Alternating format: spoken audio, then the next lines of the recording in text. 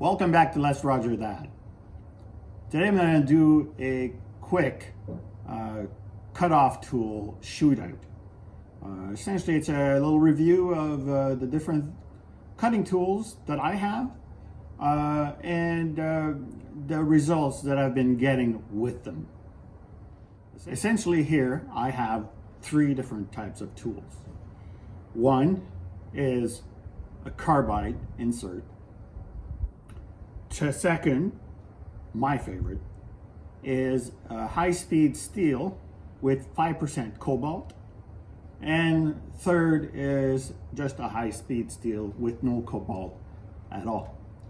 And as you can see, the high-speed steel did explode on me one day. That was not pleasant at all. Just so you know, I have used the carbide as well, but I've had to repair the tool because it was not the greatest for me. Now, I'm going to subject each tool to the same material, speeds and feeds, and whatnot. So, shouldn't be too much of a difference. Of course, the carbide cutting tool is going to be using its own receiver. And then the two others will use a AXA cutting tool holder. I guess the first thing I should do is review each of the cutting tool and some of their features.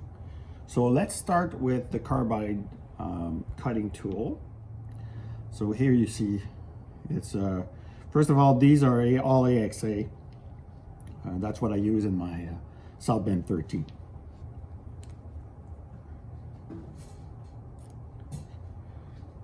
Now, this tool is interesting in some ways because it is indexable. First of all, it has a bolt here that is removable with a T20 Torx, which is, oddly enough, was not provided. But the bid did come in a very nice package, well protected. This is it here. Got it from Banggood. Some of the features that are interesting about this tool, one is that it has a groove to align the insert. So there's one at the bottom and there's one at the top. And now this is not hardened steel. And hence, you know, it is fragile. So the tool essentially just slides in to the groove, and it fits pretty nice. You know, like there's a little bit of play in it. That's okay. And then you just tighten down the insert with the bolt, and it takes a fair bit of pressure. But once it's in there, it holds fairly nice. The insert itself extends to a distance of approximately 5/8 of an inch, a little bit less. I'm not sure about millimeters.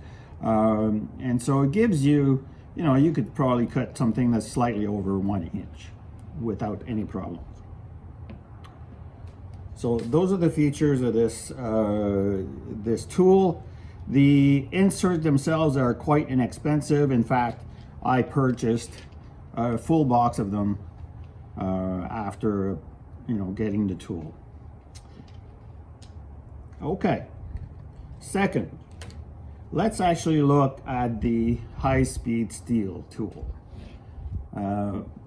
As you can tell, this tool was broken off. When it comes, it's, you know, if I orient it this way, it comes nicely done. It actually is sharp. This is not a T-type tool, but it is wider at the top than it is at the bottom. This particular one is 3/32, 1/2 inch in height by 4 inches long. So I will actually be able to cut this off and resharpen it for the test that I'm going to do today. Did it perform well? Yeah, under, you know, given certain given conditions, no problem at all. You do have to pay attention to your speeds and feeds, but overall its performance is, you know, what you would expect of high-speed steel. Does a nice cut. So we'll review that when we do the test. The third is this one here. This is like 5% cobalt, and I'm telling you, like, if you're gonna buy any type of cutting tool, don't waste your money on anything else but this. This is great. You know, the size of this tool, again, 3/32 by 1/2 inch by 4 inches long. I've sharpened it once, and I just hone it as I need to, and that's easy to do and easy to maintain as well. So again, the stick out at the top is 5/8 of an inch, and I'll do the same with the high-speed steel as well for the test. So now that we've got this covered, you know, and by the way, the shape is exactly for the same as this, as it is for the high-speed steel cutting bit. Okay, so for the test, I'm going to be running my lathe in back gears at 40 RPM, and the feed's going to be approximately 3/10 of thousandths of an inch per revolution. Each cut will be made with the stock extended 1 inch from the chuck, and will be made at 7/8 of an inch from the chuck. And the only difference between the carbide and the high-speed steel bits is that I'm going to be using cutting oil for the high-speed steel cutting tools. First on deck is the high-speed steel with 5% cobalt.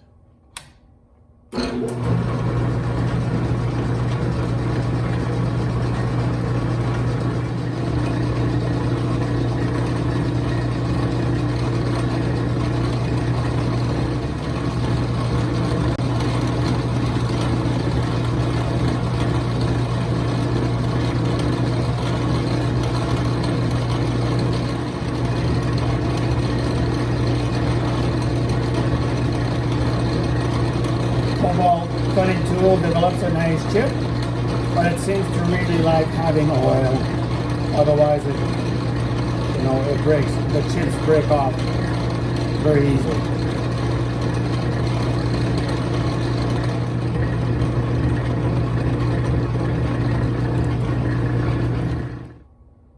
Okay, so the cutting quality is fairly nice. It does leave a knob. I tend to side rake my cutting tool for high-speed steel. And anyway, so that's a decent finish. Feels good to touch. So let's move on to carbide. All right, carbide, here we go.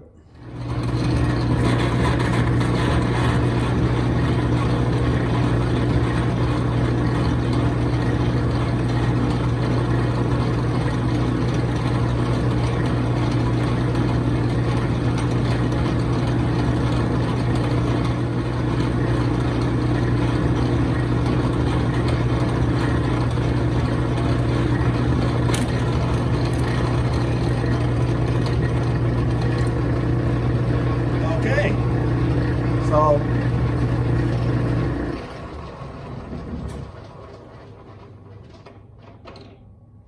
it seemed to be doing it well for a short bit, and the insert broke right off. That appears to be my luck with this particular tool. Never had any success with this carbide cutting tool. Hence the reason I don't use it. Okay, so I'm not one to quit very easily, so I'm gonna do a different test with the carbide. I repaired the tool, changed the bit, and I've increased the speed to 135 RPM. I'm going to reduce the feed rate, and it is now at about 3/10 of 1,000ths per revolution. So let's see what happens. So it's faster and it goes in at a slower rate. Let's see what happens.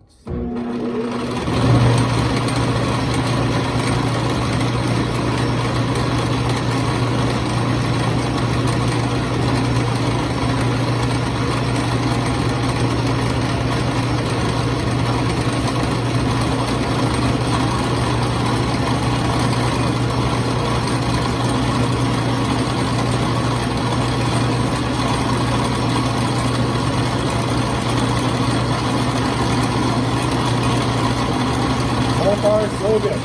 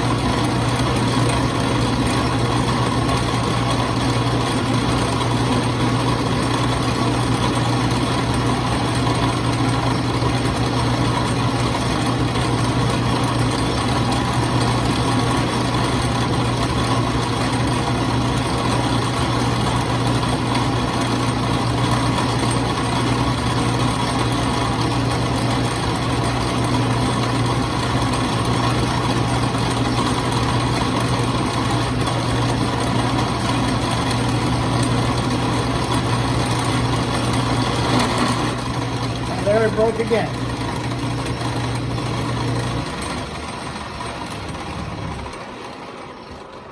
So clearly, I do not have the answer on how to work this particular carbide bit. It is broken. The tool is now beyond repair, and it's going to go exactly where I should have put it when I got it, which is in the garbage. So if any of you actually have the solution on how to use these puppies, let me know. I'd love to hear from you.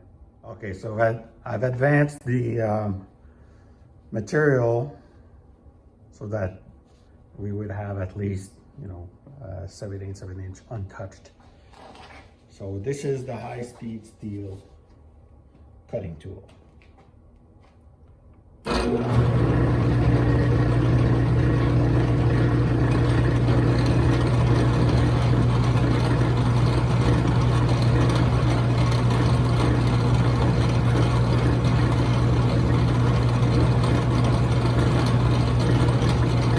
See, it does fairly well.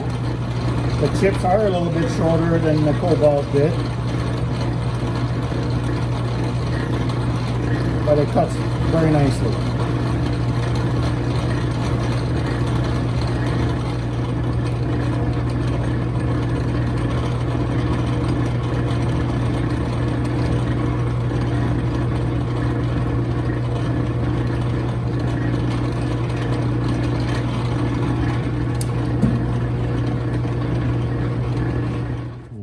And just as the Cobalt bit, this leaves a little knob, but the finish is fabulous.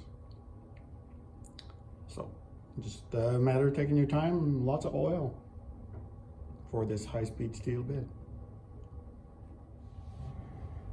Okay, so my test is done, and just so you know, I'm a hobbyist. I've only been at this for about 7-8 months, and there's no science behind what I do. It's just basically try to subject each tool to the exact same condition somewhat. So clearly I'm not impressed with this particular carbide cutting tool. There, I am sure, some that are much better, or it is meant to be used in this very specific way, which I'm not aware of. My go-to is definitely this high-speed steel with 5% cobalt. But the finish is not as nice as the high-speed steel without the cobalt. the high-speed steel without the cobalt is fabulous. I mean, that's as nice as it gets. So, but as far as reliability and not breaking on me, cutting, you know,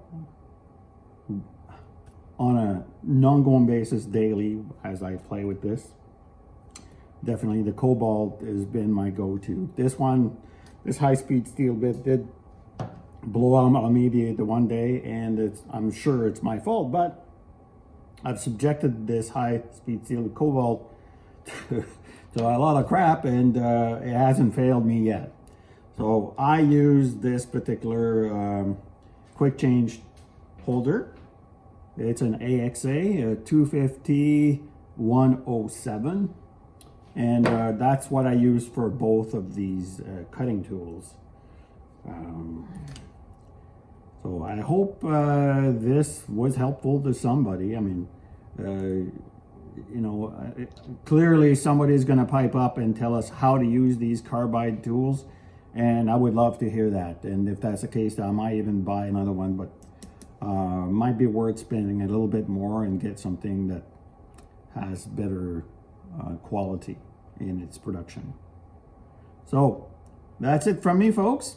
Take care, have fun, and play safe.